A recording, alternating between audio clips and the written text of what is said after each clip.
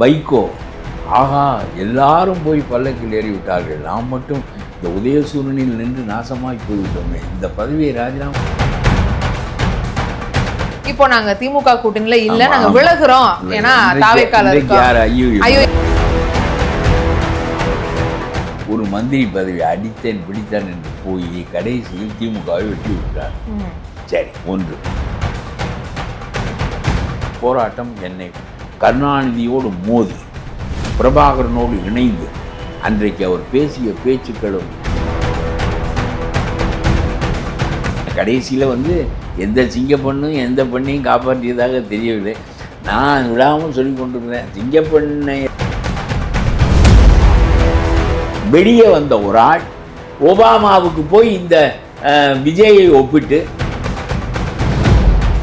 பைதபிள் நேயர்களுக்கு வணக்கம். நான் பவித்ரா சேவியர். இன்றைய நேர்காணலில் நம்மோடு இணைந்திருக்கிறார் மூத்த பத்திரிகையாளர், முன்னாள் சட்டமன்ற உறுப்பினர், தமிழ்நாடு தொன்னுரிமை கழகத்தின் தலைவர் பழக்கருப்பை அவர்கள். வாங்க அவர்கிட்ட பேசலாம். வணக்கம் ஐயா. ஐயா, ஏற்கனவே கூட்டணியில இருந்தாங்க திமுக கூட. ஐயுஎம்எல் ஆகட்டும், இடதுசாரிகள் ஆகட்டும், விசிகாவாகட்டும், அவங்க ஒருத்தரா கூட்டணியில இருந்தே நாங்க வெளியே வரோம். ஃபர்ஸ்ட் கட்சி நிலைப்பாடுல இருந்து ஆதரவு தெரிவிக்கிறோம், நாங்க பர்மிஷன் வாங்கிட்டோம்னு சொன்னாங்க. இப்போ நாங்க திமுக கூட்டணியில இல்ல, நாங்க விலகுறோம். ஏன்னா தாவேக்கால ஐயுஎம்எல் சொல்லியிருக்காங்க. ஒரு நாளைக்கு ஒரு ஆள் மொத்தம் நம்ம அரண்மனை பூரா அந்த புறம் பூரா 15 ஆசை ஆகி வச்சிருந்தாலும் ஒரு நாளைக்கு ஒவ்வொருத்தியாக போய்கிட்டு இருக்கா. கடைசியில் நம்ம மொத்தையாக நிற்க வேண்டியதாக இருக்கு. சரி, இந்த ஐயுஎம்எல் என்ன சொன்னார்கள் என்றால், நேற்றும் இன்றும் நாளையும் நாங்கள் என்றைக்கும் திமுகவோடு தான். 60 ஆண்டுகள் 60 ஆண்டுகள் ஒரு பிறப்பின் காலம் அது என்ன இருந்தாங்க. 60 ஆண்டுகள். ஆகவே நாங்கள் மாற மாட்டோம், நாங்கள் தாவேக்கோடு சேர மாட்டோம், எங்களிடம் கேட்க வேண்டிய தேவையே இல்லை என்று சொன்னவர்கள் ஒரு மந்திரி பதவி அடித்தேன் பிடித்தான் என்று போய் கடைசியில் திமுகவை வெட்டி விட்டார். சரி, ஒன்று கம்யூனிஸ்ட் கட்சியே எங்களுக்கு இப்பொழுது உறவில்லை என்று சொல்லிவிட்டான். கம்யூனிஸ்ட் கட்சியும் சொல்லிவிட்டான், அந்த கூட்டணியில் நாங்கள் இல்லை என்று சொல்லிவிட்டான். வைகோ, ஆகா எல்லாரும் போய் பல்லக்கில் ஏறி விட்டார்கள், நாம் மட்டும் இந்த உதயசூரனில் நின்று நாசமாய் போய்விட்டோமே, இந்த பதவியை ராஜினாமா செய்து தொலைக்காவிட்டால் நாம் போக முடியாது போல் இருக்கிறது என்று கவலைப்பட்டு இவர்களை ராஜினாமா சொன்னால் இவன் எதுக்கு பயப்படுகிறான் என்றால், திரும்ப வராவிட்டால் என்ன செய்வது இருக்கேன். அது எப்படி விசிலில் வராமல் இருக்க முடியும்? உதயசூரியன் வேண்டுமானால் வராமல் இருக்கலாம், விசில் வராமல் இருக்க முடியாது. வா, அங்கே உனக்கு இடம் வாங்கி தருகிறேன்.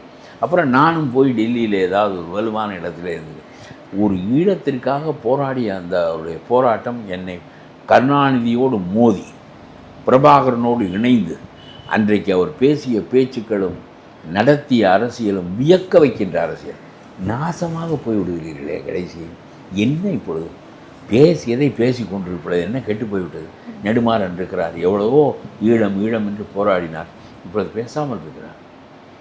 அவனுடைய கடந்த கால வரலாறு கரைவிடாமல் இருக்கிறது. நீ கடந்த கால சிறந்த வரலாற்றை கடைபிடித்து கொண்டு விட்டாய். நான் உனக்கு வேறுபாடு சொல்கிறேன். ஒரு நெடுமாறன், அவர் பேசுவதை பின்பற்றுவதற்கு ஆள் இல்லை, ஆனால் அவன்தான் மூளை.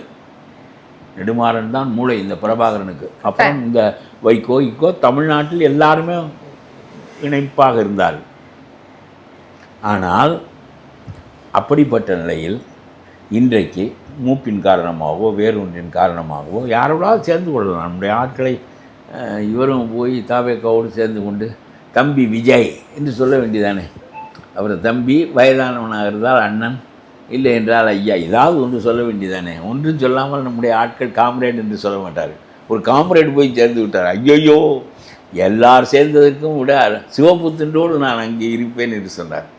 அப்படி பாட்டாளி வர்க்கத்தின் சரிவாதிகாரம் பேசிய கட்சி, அவனுக்கு வரலாற்று பொருள் முதுவாதம் தெரியுமா என்ன? இப்படிலாம் இந்த கம்யூனிஸ்ட் கட்சியும் அசிங்கப்படுத்தி விட்டீர்கள். இப்போ என்ன நீ போய் அங்கே செய்ய போகிற, உன்னை மந்திரியாக ஆக போகிற? நீ எவ்வளவு படித்தவன், நீ எவ்வளவு ஒரு நெறி சார்ந்த வாழ்க்கையை மக்களுக்காக நடத்திவிட்டு எல்லாரும் அலைகிறீர்களே, என்ன செய்வீர்கள் என்று கேட்கிறேன் நான். இவ்வளவு பேருக்கும் அந்த பீடம் இடம் கொடுக்குமா? சரி, அவர் அப்படி, இந்த மதிமுக அப்படி, உதயசூரியன் என்று ஜவாஹர்லால் தவிக்கிறார். அப்புறம் அவரும் ராஜினாமா செய்து விடுவார் என்று நினைக்கின்றேன்.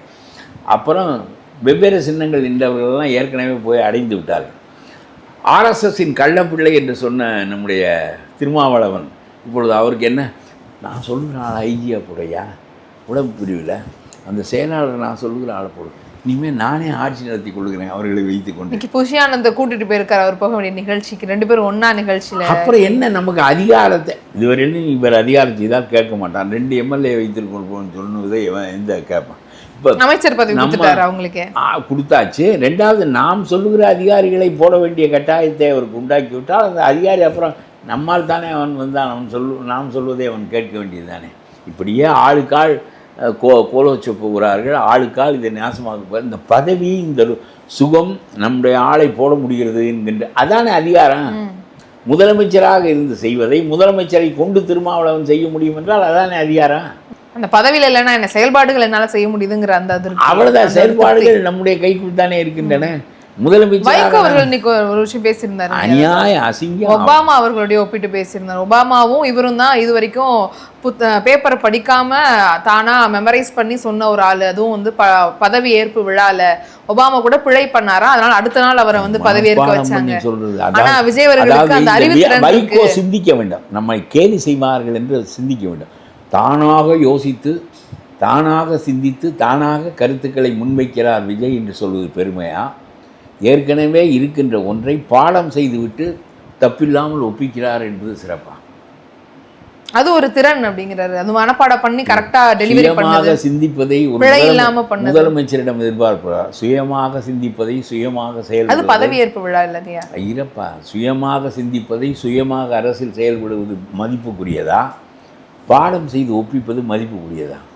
இது ஒரு பெருமை என்று சொல்வதற்கு பதிலாக அரசியலை விட்டே வீட்டுக்கு போய் விடுங்கள் என்று நான் சொல்லுகிறேன். இந்த வைகோவிடம் என்னத்துக்கு மீதி காலமெல்லாம் உளறி ஏற்கனவே பெற்ற மதிப்பு புறாவையும் இழந்து விடாதீர்கள். ஒரு தடவை அவர் சிலப்பதிகாரத்தை ஒப்பித்தார் பாரு, நான் அரண்டு போய்விட்டேன். கண்டிப்பா அது என்னடா, அவருக்கு ஈடு அவரு தான் பேச்சல. இல்லை இல்லை, வாழ்ந்த வாழ்க்கையை பூரா அழித்துக் கொள்வதில் என்ன இருக்கிறது? கட்டத்துல நல்ல நல்ல வாழ்க்கை வாழ்ந்தோம், சரி. இன்றைக்கு அரசியல் நமக்கு இடம் கொடுக்கவில்லை, கேவலமாக போய்விட்டது. நல்லதை சொல்லி கொண்டு இருப்போம். ராஜாஜி உட்காந்து சொல்லி கொண்டிருந்தாரு, I am a teacher, I will go on teaching whether people follow me or not, I don't mind. அப்படி சொன்னார் ராஜாஜி. ஒரு தோற்று போனோம், 71 தோற்று போனோம், I am a teacher, what can I do, I will go on teaching. அவெல்லாம் அதனால தான் வணங்கத்தக்கவனாக இருக்கா. நீ வணங்கத்தக்க நிலையிலிருந்து இகழத்தக்க நிலைக்கு வந்து கொண்டிருக்கிறாயே என்று கேட்கிறேன் நான். வணங்கத்தக்க நிலையில் இருந்தவன் ஒரு ஈழத்திற்காக கருணாநிதியோடு மோதி, மத்திய அரசாங்கத்தோடு மோதி வெளியே வந்த ஒரு ஆள் ஒபாமாவுக்கு போய் இந்த விஜயை ஒப்பிட்டு, என்ன எனக்கு ஒபாமா இவ்வளவு கேவலமான ஆள் என்று இப்பொழுதுதான் தெரிந்தது. விஜய் அளவுக்குள்ள ஆள் என்று எனக்கு ஐ டோன்ட் நோ ஒபாமா. என்ன சரி, ஒரு கருப்பர் வந்திருக்கிறார் என்று தான் நான் நினைத்தேனே தவிர நம்ம விஜய் அளவுக்கு தான் இந்த ஒபாமா இருக்கிறார் என்பது எனக்கு இப்பொழுது தான் தெரிந்தது. இவர் சொல்லித்தான் தெரிந்தது. ஐயா எல்லாரும் இந்த ஐசியூவிலிருந்து எல்லாரும் ஐயோ தலையிலடித்து சத்தியம் பண்ணி கொண்டவர்கள், தாலி கட்டி கொண்டவர்கள், 60 ஆண்டு வாழ்க்கையை பற்றி பேசியவர்கள் கடக்கடக்குன்னு தலாக் சொல்லிவிட்டு எல்லாம் வெளியே வந்துவிட்டார். எல்லாம் தலாக் தலாக் தலாக் தலாக் இன்னும் இருக்கட்டும். அதனால் என்ன, நமக்கு புதிய புருஷன் தான் ஆட்சியில் இருக்கிறாரே. இவ்வளவு கேவலமாக போய்விட்டது தமிழ்நாட்டு அரசியல். அப்புறம் மக்களுக்கு எதை தெளிவாக எடுத்து சொல்ல வேண்டுமோ அது இல்லை. சிங்கப்பெண் படை வைத்தாய், இப்போ கடைசியில் வந்து எந்த சிங்கப்பெண்ணும் எந்த. ஐயா, இன்னொரு விஷயம் வந்து இப்போ கம்யூனிஸ்ட்லேருந்து ஒருத்தர் போய் சேர்ந்திருந்தார். அவர் ஒரு விஷயம் சொல்லியிருந்தார், விஜய் அவர்களுடைய முகத்தில் கார்ல் மார்க்ஸ் அவர்களை பார்க்குறேன், ஆதவர்சன் அவர்களுடைய முகத்தில் லெனின் அவர்களை பார்க்குறேன். நான் என்ன சொல்கிறேன், நீ வந்து விஜயை போடு, துண்டு போட்டு கொண்டு போகிறேன், உனக்கு நாதி இல்லை என்று போய் விஜயை போடு. விஜய் திருமாலுக்கு ஈடானவர் கூட சொல்லு, நான் ஒன்றும் அதை பற்றி அதுவும் விருப்பம் உனக்கு தோன்றுகிறது. மார்க்ஸை எல்லாம் போய் ஒப்பிடலாமா? இந்த உலகத்தில் வரலாற்றையே தலைகளாக புரட்டியவன் மார்க்ஸ் தான். வரலாற்றையே தலைகளாக புரட்டினான். நினைத்து பார்க்க முடியுமா? பொருளாதார நிலைகள் தான் நாட்டினுடைய எல்லா சமூகத்தின் கருத்துக்களையும் உருவாக்குகின்றன, சட்டங்களை உருவாக்குவதும் அவைதான். நினைத்து பார்க்க முடியுமா? எதனால் மார்க்ஸ் தோற்றான், எதனால் ஏங்கல்ஸ் தோற்றான், எதனால் லெனின் தோற்றான் என்று எனக்கு இன்றைக்கும் அறிய முடியவில்லை. நானும் படித்துக்கொண்டே இருக்கிறேன். சீனா ஏன் புரண்டது? உலகத்தில் பாதி நாடுகள் சிவப்பாக இருந்தனமே, அவையெல்லாம் ஏன் தவறி போயின? Price determines everything. Command economy cannot fulfill all the needs of the people என்று சொல்லுகிறான். அந்த கமாண்ட் எக்கானமி என்ன தவறு செய்தது? நம்முடைய மார்க்கெட் எக்கானமி வைத்திருக்கிற எந்த ஒன்று அவனிடம் இல்லை. ஏன் சீனா போன்ற கம்யூனிஸ்ட் நாடுகளும் ரஷ்யா போன்ற கம்யூனிஸ்ட் நாடுகளும் ஏன் இந்த முதலாளித்துவ பொருளாதாரத்துக்கு வந்தன? 33 ஆண்டுகள் வங்காளத்தில் ஆண்டு விட்டு கடைசியில் நீ போய் இந்த டாடா காருக்கு நிலம் கொடுக்க போய்த்தானே ஆட்சியை இழந்தாய். ஒரு முதலாளியை ஆதரிக்க போய்த்தானே ஆட்சியை இழந்தாய். பிறகு நாடு வளர்ச்சி அடைய வேண்டுமென்றால் முதலாளியுடைய முதலீடு வேண்டும் என்று நீ என்றைக்கு பேசினாயோ அன்றைக்கு உன்னுடைய ஆட்சி போய்விட்டது. இதை பற்றி சிந்திப்பதற்கு ஒருவனுக்கும் தெரியாமல் பிடித்த கொடியை பிடித்து கொண்டே ஒருவனுக்கும் பதில் சொல்ல தெரியவில்லை. நான் நம்முடைய டி.கே. ரங்கராஜன் ரொம்ப அறிவான ஆள், கம்யூனிஸ்ட் கட்சி, அவரோடு எனக்கு ரொம்ப நட்பு உண்டு. எங்கள் வீட்டுக்கு வருவார், என்னோடு பேசி கொண்டிருப்பார். ரொம்ப அவரெல்லாம் அதாவது கம்யூனிஸ்ட் கட்சியில் ஏன் எதற்காக நீங்கள் செயலாளராக இல்லை, ரொம்ப விளங்காத ஆட்களுக்கெல்லாம் பதவி கொடுத்து விட்டு வந்து விட்டீங்கன்னா ஒரு குறிப்பிட்ட வயசுக்கு மேல் இருக்கக்கூடாது, இது ஒரு மூலத்தனமான கொள்கை என்று சொன்னேன். ராஜாஜி 120 வருஷத்துக்கு உயிரோடு வந்தால் ராஜாஜி தான் நாடாளணும். யாருக்கு அந்த அறிவு இருக்கிறது? அவர்கிட்ட நான் இதை பேசிக்கொண்டே இருக்கிறேன். அதாவது சண்டை எப்படி தீர்மானிக்க முடியும்? மக்களுடைய தேவைகளை அரசு தீர்மானிக்க முடியவில்லை, சந்தை விலை தீர்மானிக்கிறது, சந்தை தீர்மானிக்கிறது, விலைகள் தீர்மானிக்கின்றன என்று நடந்தது என்பது மார்க்சினுடைய கருத்தையே புரட்டி விட்டது. கடைசியாக ஒரு நாள் வரும், கிளாஸ்லெஸ் சொசைட்டி வில் எமர்ஜ் சொன்னால் அதெல்லாம் இன்னும் படித்து விட்டு என்னால் மார்க்ஸ் தோற்க முடியும் என்று நம்பவே முடியவில்லை.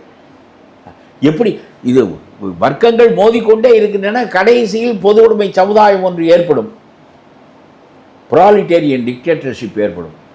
பிறகு மேலே உள்ளவன் கீழே உள்ளவன் என்ற பாகுபாடு அழிந்துவிடும். ஆகவே சுரண்டுவதற்கு ஒரு வர்க்கமும் சுரண்டப்படுவதற்கு ஒரு வர்க்கமும் இல்லாமல் போய் சுரண்டலற்ற சமூகம் உருவாகும், ஒரு வர்க்கமற்ற சமூகம் உருவாகும், கிளாஸ்லெஸ் சொசைட்டியில் எமர்ஜ் என்று சொன்ன அந்த கருத்து சீனாவில் தோற்றிருக்கிறது, ரஷ்யாவில் தோற்றிருக்கிறது, கிழக்கு ஜெர்மனியில் தோற்று மேற்கு ஜெர்மனியோடு இணைந்து விட்டது என்பதையெல்லாம் என்னால் இன்னும் நம்ப முடியவில்லை. என்னுடைய அறிவுக்கு நானும் இந்த எத்தனையோ இதற்கு மாற்று கருத்து சொல்லுகிறவருடைய புத்தகங்களை எல்லாம் இன்றைக்கும் படிக்கின்றேன், எனக்கு அதிலிருந்து விடை கிடைக்கவில்லை. இதை அடிக்கடி பேசுவேன் நம்முடைய இவரிடம், இந்த கம்யூனிஸ்ட் கட்சியின். புரியுதுங்க. ஆனா அவர் ஒப்பிட்டு பேசினது வந்து கொஞ்சம் ஏற்றுக்கொள்ள முடியாத மாதிரி விமர்சனங்கள் வந்துட்டே இருக்கு. ஒபாமாவோடு வேணா சொல்லட்டும், ஒப்பிடட்டும். ஒபாமாவை பற்றி எனக்கு ஒன்றும் தெரியாது. சரி, ஏதோ அந்த ஆளுக்கு இவ்வளவு கேவலமா அல்லது இந்த ஆள் அந்த அளவு மேலான்னு எனக்கு தெரியாது. மார்க்ஸ் சொல்லலாம். இதெல்லாம் மார்க்ஸை பார்க்கிறேன், அவரை பார்க்கிறேன், இவரை பார்க்கிறேன் என்று சொல்லுவது, நான் பசுவில் பன்றியை பார்க்கிறேன் என்று சொல்லாதே. பசு வேறு பன்றி வேறு, அது சொல்லாது, அது பெரிய பாவம். கண்டிப்பாக நிறைய கருத்துக்கள் பகிர்ந்துக்கிட்டீங்க. நன்றிங்க. மீண்டும் ஒரு சந்திப்பில் கண்டிப்பாக சந்திக்கலாம்.